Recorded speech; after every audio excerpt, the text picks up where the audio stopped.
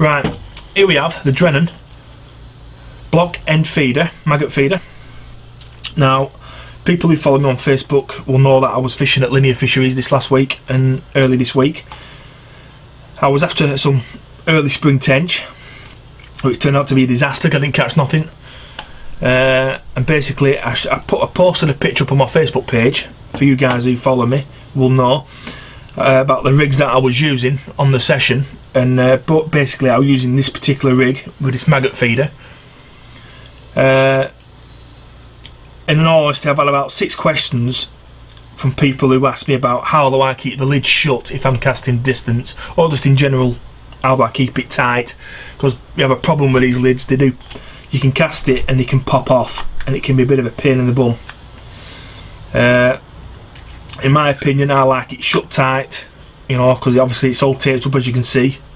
You know, if that's on the deck, as you all know, you want the maggots to be round your hook bait, not spread all over the swim. So I've got a quick tip that I can quickly show you. It's very easy to do, very, very cheap.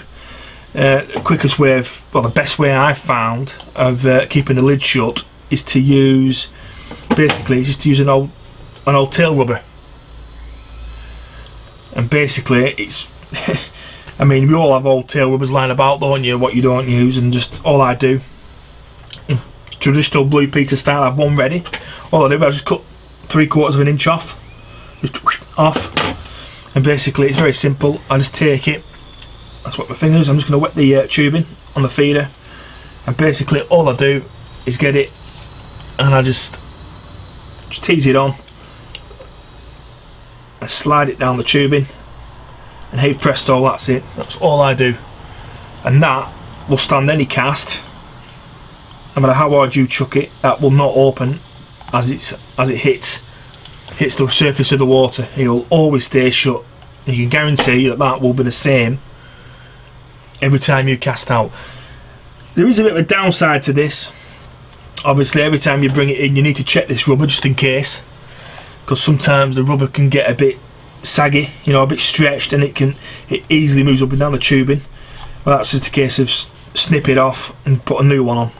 What's that take? A minute?